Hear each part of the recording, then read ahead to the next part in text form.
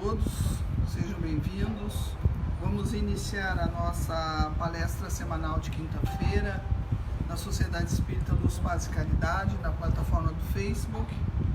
Sejam todos bem-vindos, estejam em paz. Vamos iniciar então com a nossa oração de abertura. Vamos procurar nos concentrar, procurar serenar a nossa mente, o nosso ânimo,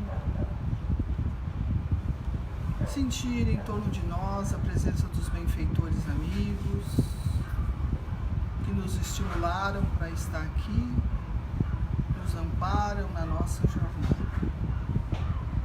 Agradecemos a Jesus, mestre, amigo, que nos lega tanto amor com suas mensagens. Que nesse momento todos nós estejamos atentos, absorvendo as orientações e as inspirações que chegam pelos nossos benfeitores, para que as informações que nos cheguem pela palestra nos sirvam de orientação e esclarecimento para a nossa vida. Que a paz de Jesus esteja em cada coração, que assim seja. Então vamos iniciar a nossa palestra com um tema do Evangelho segundo o Espiritismo, que é sempre o material de orientação para o esclarecimento das palestras doutrinárias dessa casa na quinta-feira de tarde.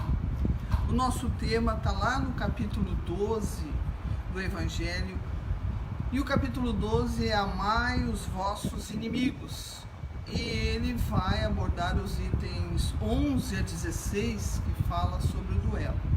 Mais especificamente, a gente vai abordar a questão do duelo nas relações interpessoais. E pelo momento de polarização que estamos vivendo na nossa sociedade, com discussões de toda ordem, de desentendimento de ideias, de contraposições, em que as pessoas que pensam diferente se tornam inimigos, nós temos que ver sob o prisma da doutrina o que ela nos traz de esclarecimento. Mas a gente tem que lembrar que duelo fisicamente, o embate de indivíduos com armas, isso acontecia, né? Na Europa, acontecia aqui nas Américas, porque se procurava naquela época, através das armas, defender honra, dignidade, né? E esse duelo acabava geralmente com a morte de alguém, e o sobrevivente na época em que era legalmente possível fazer duelo de embate por armas, não era condenado criminalmente, não era incriminado, porque era um entendimento social, cultural da época, em que era dever do indivíduo ofendido defender a sua honra.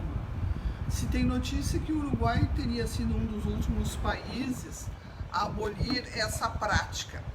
Mas, para nós interessa aqui o duelo no sentido dos sinônimos que se costuma usar hoje em dia, que pode ser entendido um combate corpo a corpo, uma contenda, um enfrentamento, né?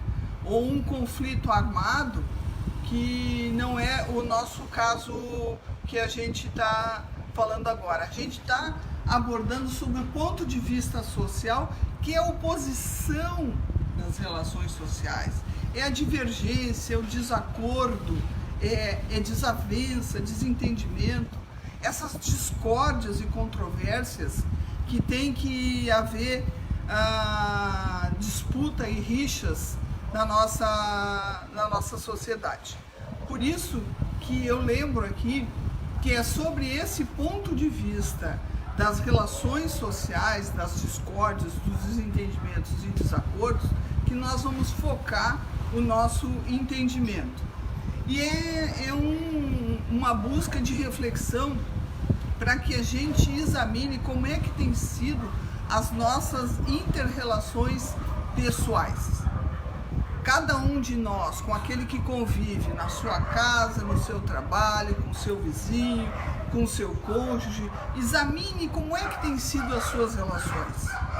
Tem sido de embate, de duelo, todos os dias?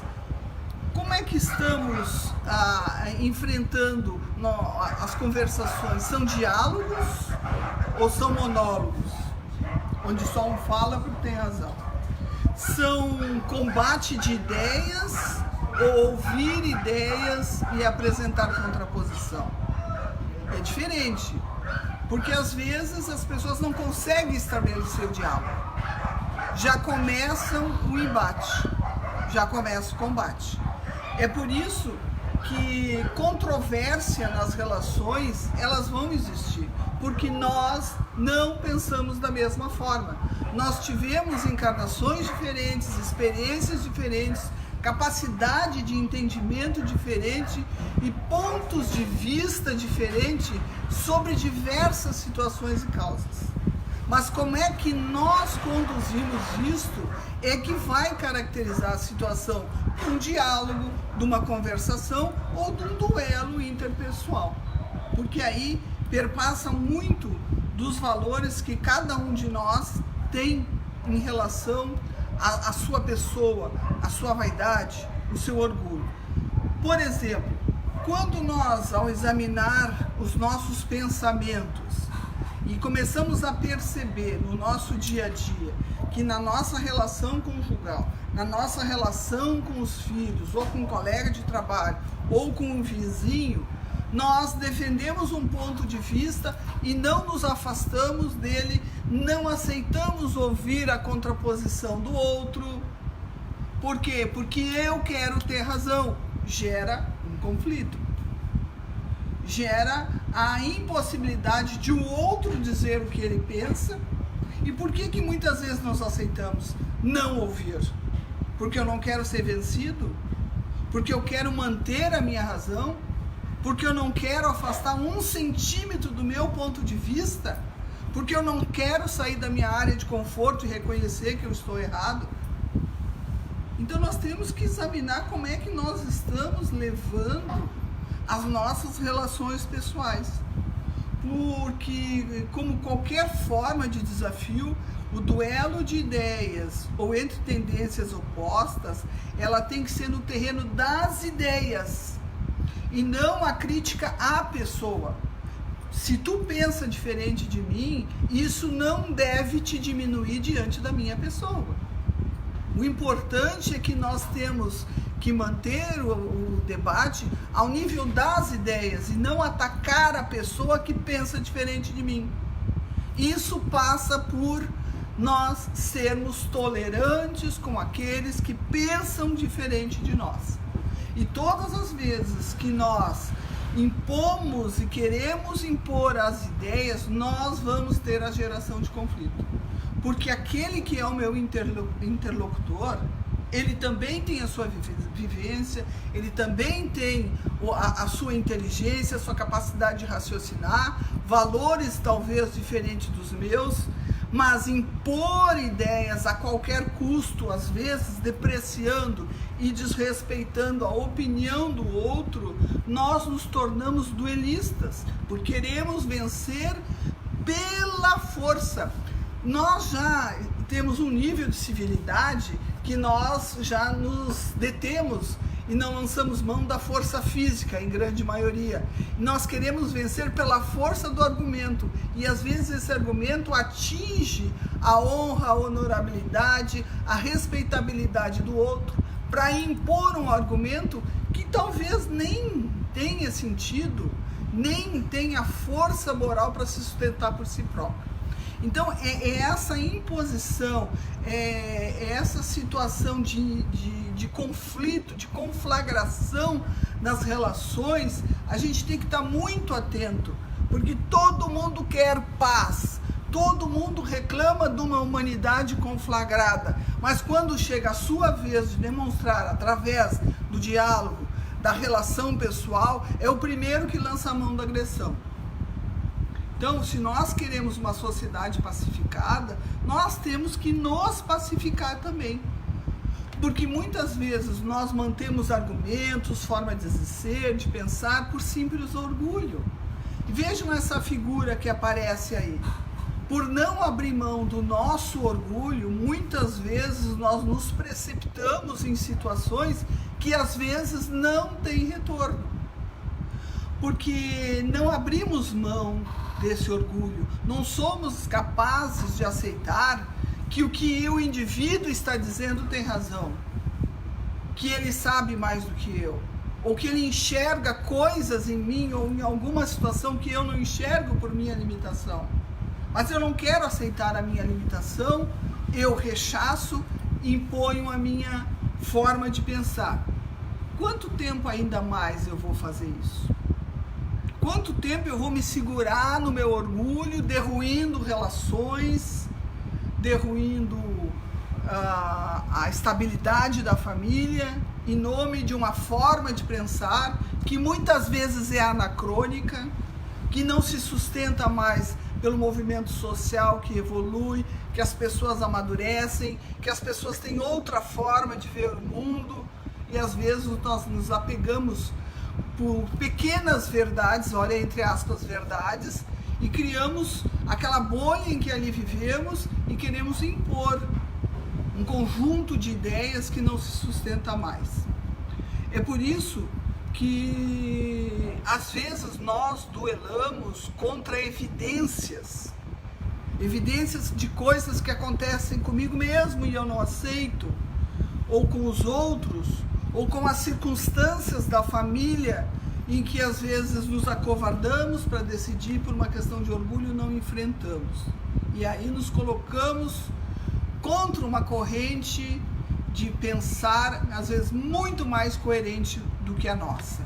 E aí nós esquecemos que nós não dialogamos e que nós discutimos, porque é diferente. E isso, dentro dos lares, é uma situação tremenda de conflitos que fazem com que alguém que seja mais rápido, mais duro de coração, consiga gritar, impor.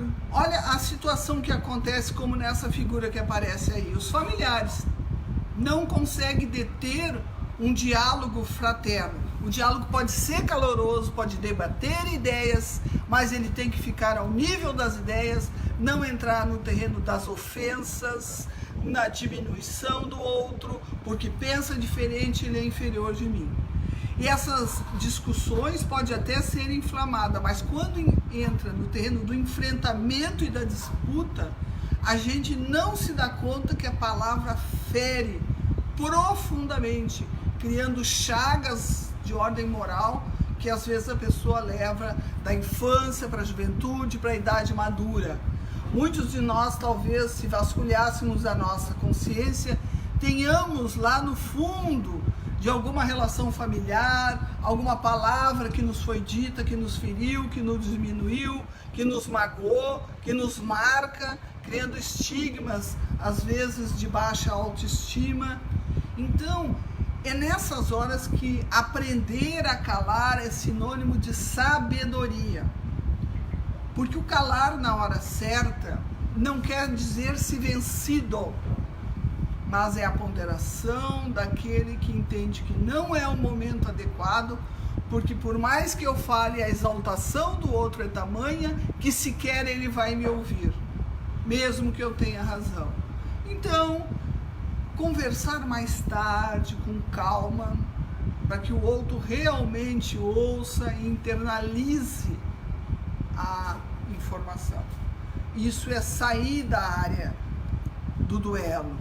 E esse duelo de palavras, às vezes, tem muito daquela situação que a última palavra tem que ser a minha. Sabe aquelas crianças que ficam dando tapinha, um irmão dá outro tapa, outro devolve o tapa, quem dá o último tapa é que tem razão.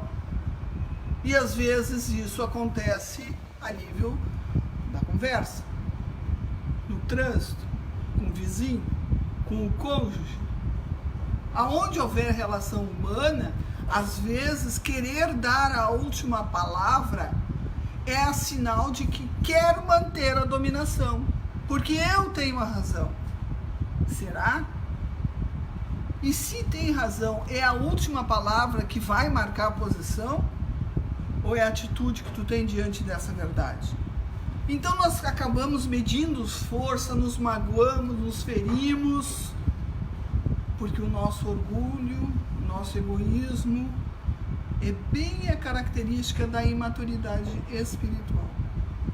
Porque não vê mais adiante de todo o processo destrutivo que se está estabelecendo nesse momento de embate. Não é à toa que a gente tem 2 ouvidos e uma boca só. Ou seja, nós temos que aprender a ouvir. E a gente gosta muito de falar. E eu me penitencio por isso, que eu sou bem dessa característica. Então, ouvir é muito importante. Dá tempo de eu elaborar a informação e entender onde está o meu equívoco, se equivocado eu estou. Mas é aprender a ouvir, principalmente as ideias contrárias, principalmente aquele que pensa diferente de mim. E aí, socialmente, nós trazemos à lembrança os duelos das ideias políticas e ideológicas, que no nosso país está muito, muito, muito acalorada. E se cria a acusação de o teu diálogo é ideológico. O meu não é ideológico. Isso que tu está pretendendo na sociedade, na escola, é ideológico. Começa pela simples ignorância da palavra o que é ideologia. Ideologia é um conjunto de ideias e valores que guia o modo de ver de um indivíduo, de um grupo, de uma sociedade. Logo, todos nós temos um conjunto de ideias que guiam a nossa visão de mundo. Então, todos nós falamos, agimos, decidimos com base num conjunto de ideias. Somos todos ideológicos.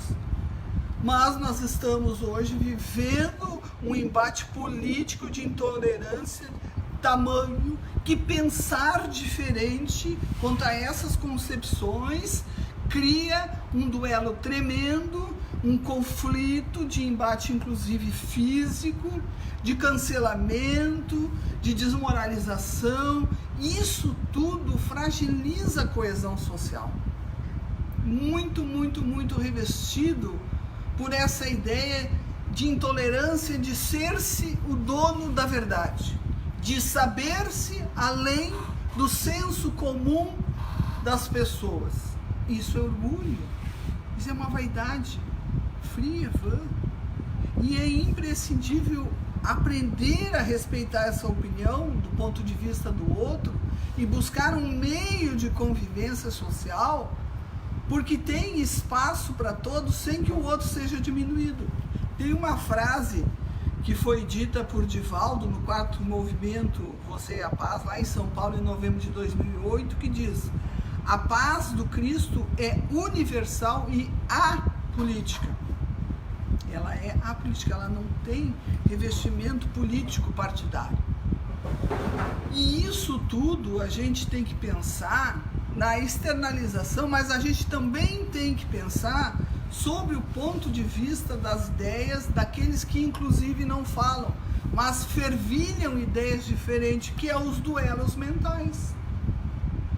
E isso traz um peso muito grande, porque são duelos surdos, silenciosos, de pensamentos de crítica, de ódio, de contrariedade, que nós alimentamos contra alguém, contra uma situação, contra um vizinho, contra um parente, mas a gente está vendo nas quintas-feiras o que é campo mental, o que é o pensamento, que pensamento é matéria, e a gente não se dá conta que quando nós estamos produzindo esse tipo de sentimento, de pensamento tóxico, carregado de energias densa e pesada, nós estamos jogando no universo, jogando na nossa psicosfera, ao redor de nós, energias pesadas, desagradáveis e de desarmonia. Porque a gente esquece que pensamento é matéria, matéria é mental, mas é pensamento. E é um pensamento que deixa registro não só no fluido cósmico que nós lançamos ao éter, mas também deixa registro no nosso corpo perispiritual. e os espíritos que nos olham, nos observam, eles leem nosso perispírito como se estivesse lendo uma página aberta, porque espelhamos tudo ali. Então, quando a gente, às vezes, já se educou, entre aspas, e não externa uma palavra, mas o pensamento fervilha de crítica, de desgosto, de desatenção, de reprovação, nós estamos também ali produzindo matéria mental da mais densa, mais pesada, com sentimentos revestidos às vezes de ciúme, de inveja, de uma série de coloração densa, pesada, que é o que nós realmente somos. Ali também se estabelece um duelo. E inclusive o André Luiz, em alguma obra, que eu até nem me lembro se é Mensageiros, ele coloca que se nós pudéssemos ver as ondas mentais que cruzam o éter de mente a mente, nós estaríamos vendo como estão as inter-relações, que um indivíduo, ao pensar no outro, na crítica, chega no outro. Aí ele às vezes diz, mas eu não fiz nada. Fez sim, pensou mal, desejou mal, quis destruí-lo. A nível dos pensamentos, já produziu matéria, já agrediu. E a lei da reciprocidade é acionada, a lei de causa e efeito. Bate no outro, o outro percebe uma sensação desagradável, ele retorna. Então, por que ainda a gente é assim? Por que nós nos defrontamos com nós mesmos e não mudamos? Porque ainda é muito, muito forte em nós o sentimento de egoísmo, orgulho e vaidade, que são o tripé dos vícios da humanidade que tem colocado a perder muitas pessoas, muitas estruturas sociais, relações, porque é os três vícios que geram outros tantos vícios. Porque no egoísmo só vê os próprios interesses, e o orgulho, ele tem uma imagem de torcida, distorcida de si mesmo, em que ele acha que a verdade está só com ele, que ele sabe tudo, que ele está acima e se supõe melhor do que os outros. E muitas das atitudes é por simples vaidade, narcisismo, capricho de manter uma ideia que não se sustenta por si só, pela necessidade de ter e manter a razão, porque tem uma imagem a manter. E aí, muitas vezes, a gente não percebe a vã ilusão que isso tudo acarreta na nossa vida. Lá no Evangelho, nesse mesmo capítulo 12, o item 12 coloca: muitas vezes aquilo pelo qual nos debatemos, lutamos, discutimos, perdemos amizade, aquilo pelo qual nos debatemos com uma falsa aparência de honra, nada mais é do que um louco orgulho, tola vaidade, amor próprio exacerbado sem limites. Por isso que nós temos que refletir. Às vezes, em pequenas discussões em casa, no ninho doméstico, ou nas relações de trabalho, porque nas relações de trabalho é uma situação muito séria. Nós ficamos 8 horas por dia com os nossos colegas durante os 30 melhores anos da nossa vida, e temos que conviver com essas pessoas com as quais muitas vezes nós convivemos muito mais com que nossos parentes e nossos filhos. Porque às vezes chegamos, agora pela questão da pandemia tem o trabalho home office, mas e no trabalho presencial?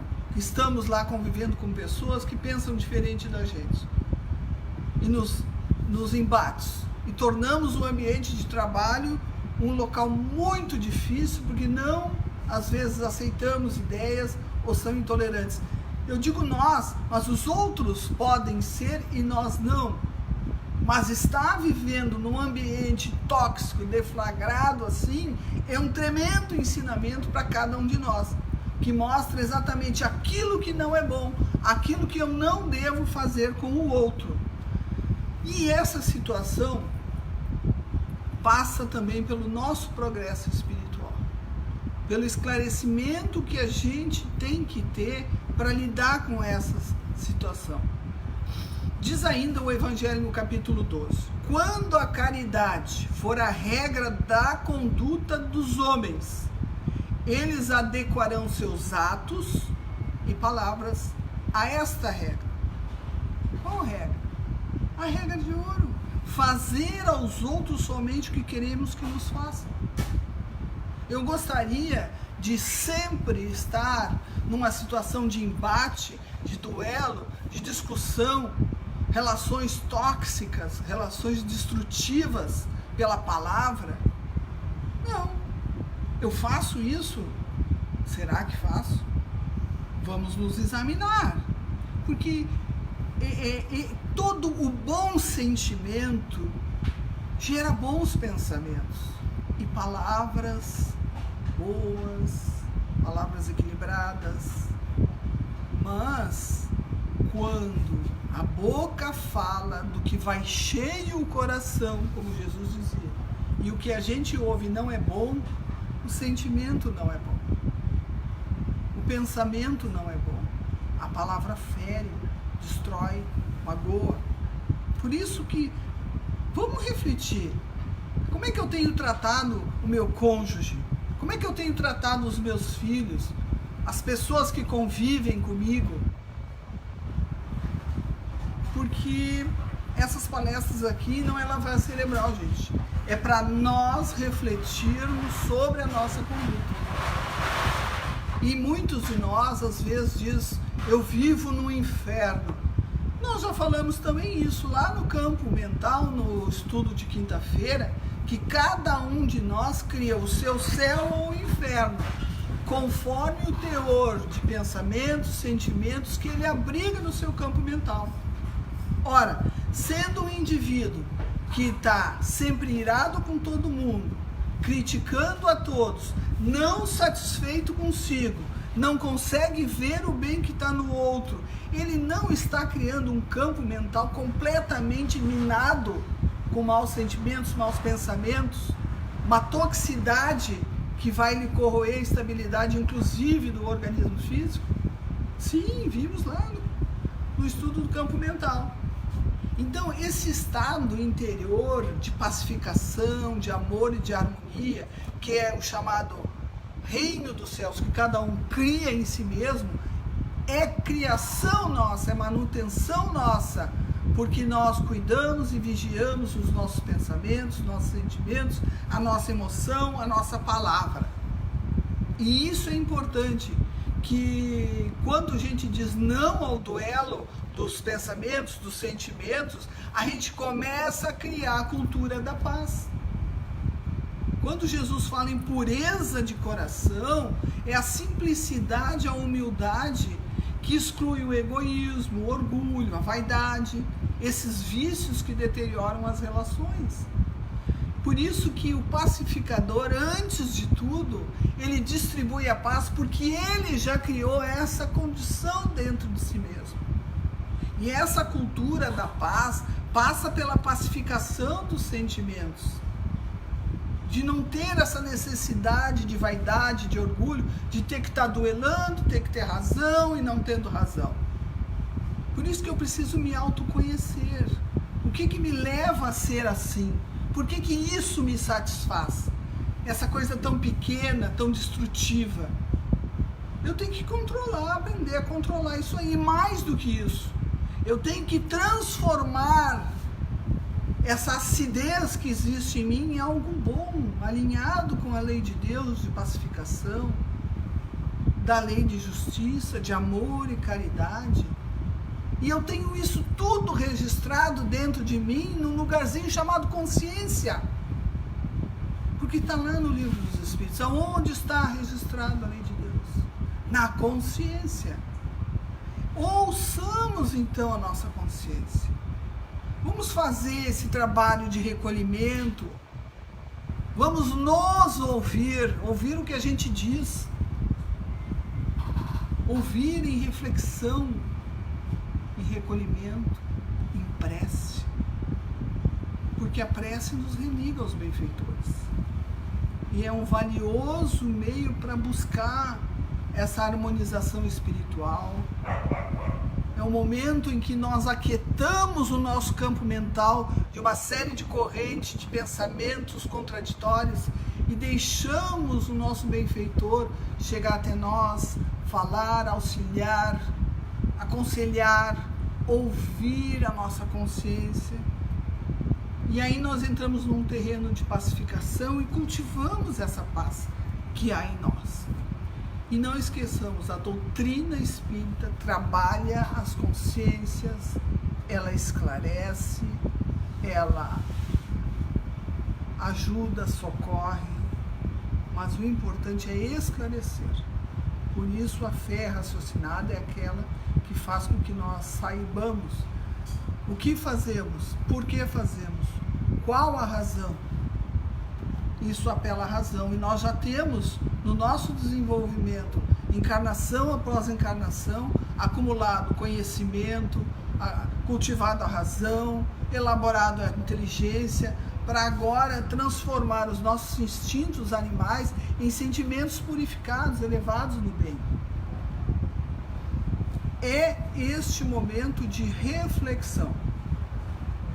E a doutrina espírita busca levar uma ferramenta de vida para cada um de nós, para que esclareça consciências, para que leve as pessoas à reflexão, para que examinem as suas condutas, para que busquem uma caminhada, para que ela encontre a própria paz, a própria felicidade.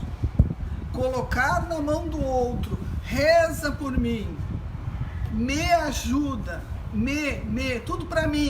Ele esquece o indivíduo que é ele que constrói, é ele que faz o seu caminho, é ele que constrói os seus sentimentos, suas emoções. Estou com dificuldade, não sei o que pensar. Temos o atendimento fraterno na casa espírita, temos leituras, imensa livraria que temos aqui na biblioteca, de divulgação, de esclarecimento da linha psicológica. Temos as palestras que esclarecem, temos os grupos de estudo, meios para que a gente saia da ignorância que nós muitas vezes nos detemos por simples estado de conforto e não queremos avançar um pouco mais, porque tem aquela velha frase: eu sempre fui assim, quem quiser que me aceite. Isso é um carimbo imenso na testa daquele que só falta dizer: eu sou egoísta, e daí? Temos que avançar, temos que superar essa fase, temos que crescer, amadurecer como seres espirituais. E esses embates em família, na vizinhança, no trabalho, vêm nos soar como um alerta daquilo que eu ainda preciso aprender a resolver. E é muito importante essa questão de nós saber ler as circunstâncias, porque quando nós estamos em estado de provação, nós estamos em estado de dor, se nós não aprendermos a lermos os sinais para superar a dificuldade, nós vamos transformar essa dor que era para dar e passar, nós vamos transformar ela num sofrimento imenso, vida após vida, porque estamos agarrados no nosso orgulho e não queremos mudar. O sofrimento é pedagógico. Ele tem a função de nos alertar para aquilo que precisa mudar, mas eu preciso ser muito sincero com as minhas limitações e não condescendente. Fazer esse autoexame do autoconhecimento, exercitar o autocontrole, mas acima de tudo, transformar, me alinhar às leis de Deus. A lei de justiça, de amor e de caridade é a base. E fazer aos outros o que eu gostaria que nos fosse feito. É a lei de ouro. Com certeza nós vamos acertar muito. Era isso a nossa ideia, a nossa reflexão em cima desse capítulo sobre o duelo nas relações humanas. Agradeço a atenção de todos os presentes aqui na nossa casa e vamos finalizando todos juntos com uma prece de agradecimento a Jesus, a esse Pai misericordioso, que nos envolve constantemente em seu amor, nos auxilia, nos estimula a caminhar, e só depende de nós dar o primeiro passo e ir adiante. Temos que progredir e vencer a nossa inércia, avançar, subir e crescer. Por isso te pedimos, Jesus, Mestre amigo, estimula em nós a vontade e o desejo do progresso. E sabemos que sempre que quisermos andar e ir adiante, não nos faltará sustentação no caminho. Por isso te agradecemos o auxílio, o amparo, e te pedimos, Mestre amigo, sê conosco, hoje e sempre. Que assim seja. Obrigado a todos.